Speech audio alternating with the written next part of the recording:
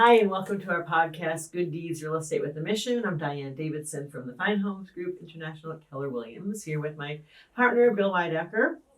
Hi, Bill. Well, hello. And you told me I look very smart today, so that Very smart. We're about to disprove that. So you're back for these are the New Hampshire numbers that are in the monthly numbers, which were a little late in delivering because you were getting even smarter in Austin, Texas, right? At a leadership conference, Keller Williams. Yes. Okay.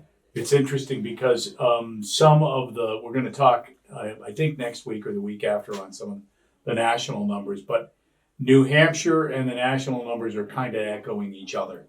And there's headlines everywhere. So in today's business section of the Union Leader, record high house prices weigh on U.S. home sales. So U.S. home sales are down a little bit. The Wall Street Journal today, housing market frenzy eases as prices still march higher. So prices are going up. Home sales are down a little bit. Hard to know. I happen to believe that in the state of New Hampshire, the reason home sales are off is because new listings are off. And so we're going to do a little bit of a deeper dive today on that.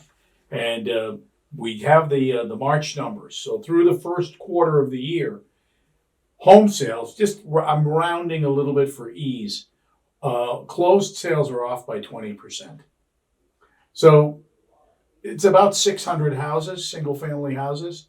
And but the median sale price is up 16.5%. So wow. the median sale prices are still going up and up and up, 16.5% versus the same quarter last year, quarter to quarter. And so median sales price is now $415,000.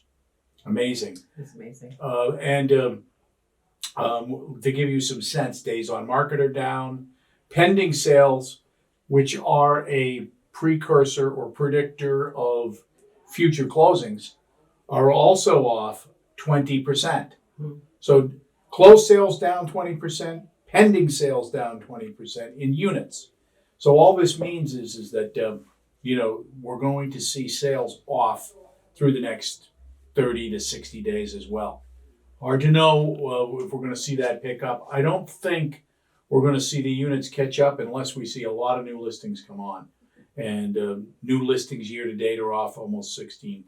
What are they off from last month to this month? Does it show? Because I feel anecdotally like more things are coming on the market. Been coming on. So to give you an idea, in March of last March of 2021, there were 1,612 single-family homes that came on the market. This March, 1,385. So a couple of hundred listings, right? 230 listings off. 14%. So it's not solving the problem because we are still seeing buyers outstripping sellers by 1.5 to 2 to 1, depending on what week you look at. So I think we're going to continue to see prices increase. I think we're going to continue to see interest rates increase. By the time we talk about the April numbers, in May, so about a month away, we're going to also be talking about the fact that the Federal Reserve has raised the rate by 50 basis points. That's in my opinion, but it's also not mine alone. Just about everybody is feeling like that's going to be the case. And I know that people know this. We know it. Yeah. But that's 0.5%, right? 50 basis points. Correct. Because not everybody's that's that correct. lingo. Yeah, and so here's the other thing that we think might be taking place here is the reason prices are increasing and the buyer traffic doesn't seem to be slowing is this isn't a secret that the Federal Reserve is looking to raise rates and continuing to do so. So oftentimes where there's pressure on interest rates, buyers that are in the market want to get it done. So you're seeing even more demand because they're saying, let's buy the house as fast as we can. We talked about this just a little bit ago. Some of the mortgage products that are coming out, what are we seeing? Rate locks for a longer time. Yeah, right? which is refundable deposits. Like it's nostalgic for us. Right? Well, it's the good old days. Yeah. When is the last time when we talked about locking an interest rate? It just wasn't Right. it wasn't a thing. Here's the other, where we're saying, where I had a mortgage officer saying to me, well, rates, you can get a rate, but you can always pay a few points and knock the rate down. Pay a few points. I haven't heard that talked about in years. So I think contextually we have to realize that about 10 years ago, we were talking about the same interest rates that we're talking about today. Right. So it's not terrible. And the fact that the market is producing more buyers than sellers, there's a reason for that too, is it's not becoming more affordable to rent as a result of these interest rate Absolutely. increases. When that happens, and if it happens, that's when you'll see more of a pause. When somebody says, you know what, I can live more inexpensively in the apartment. I'd like my own house. I'd like to have a place to call my own, do my own things to, have it my way. But if it's going to cost me a lot more money monthly, I'm going to wait a little while. Mm-hmm.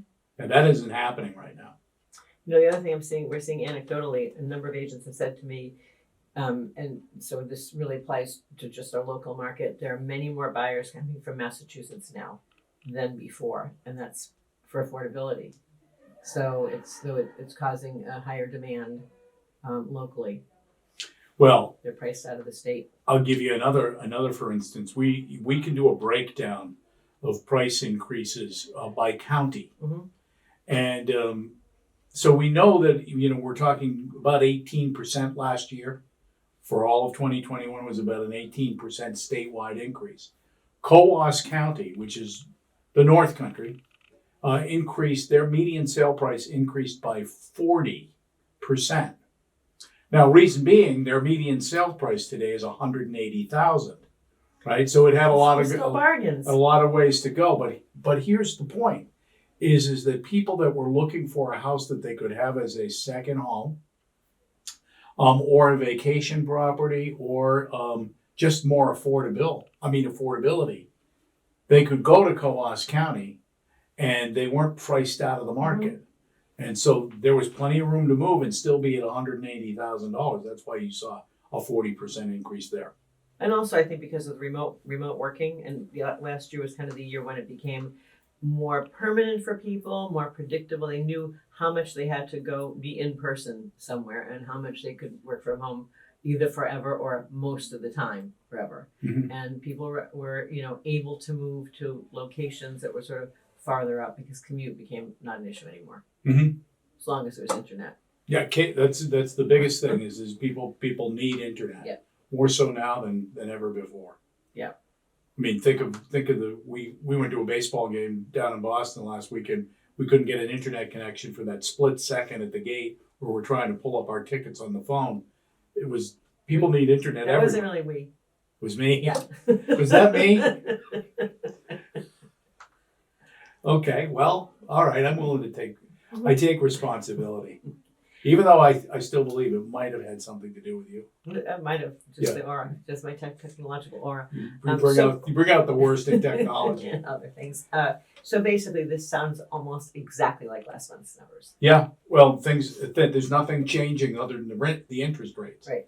And because people believe, the consumers out there believe interest rates are going to be higher later in the year and later next month and later maybe perhaps 2 months after that.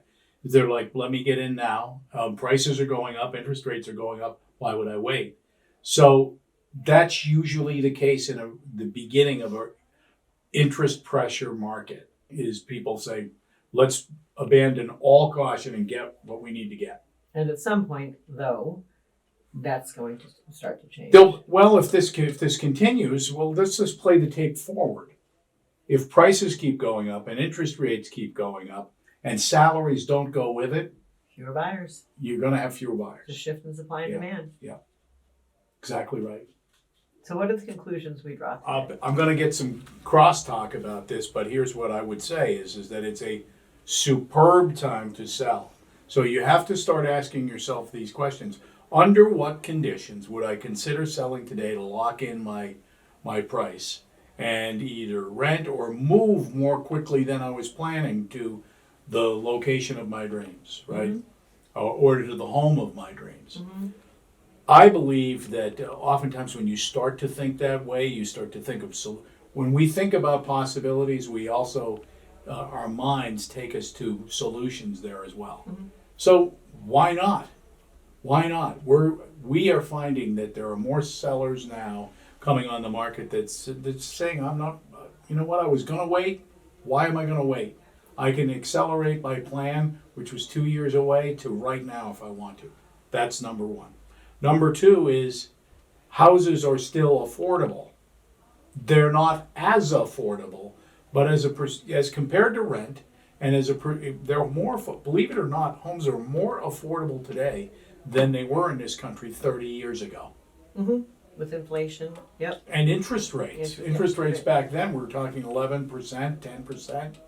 Compared, you know, that 1992. Yeah, I'm thinking of 40 years ago. Yeah, well, 40 years ago. 17%. Yeah, the rates. You know, I can remember. remember the spring of 1983.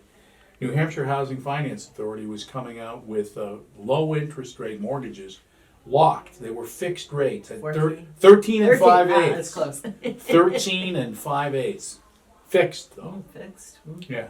So, I believe that it always comes down to this. People live in the payment. If you're getting a mortgage, you live in the payment.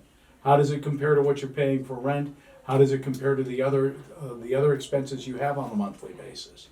That's it. Mostly true. I just got a new car, right? I'm paying $200 a month less than I was paying. I don't know what I paid for the car. Are you paying it, or Oh, are I we thought you were paying it? I still can't. In most cases, we're paying it. Why wasn't it our responsibility that I couldn't print the tickets?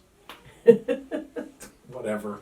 Okay. So that's it for the market. The market is still very vibrant. If you're going to list your house, you're going to have a pretty good experience in this market, providing you listen you listen to us. We actually, have something under contract that went just that way. Yeah. I mean, they were ready. We did it quietly.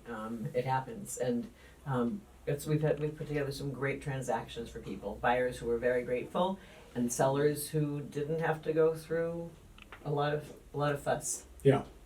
For the perfect buyer. So relatively easy. Relatively easy. Okay. Even easier if you get me versus you. I don't know. Oh boy. Yeah. Nap time. Okay, well, is that it for today? That's it, I think. Great. Till later. So thanks for tuning in. Be sure to subscribe to our YouTube channel or follow us on your favorite podcast platform.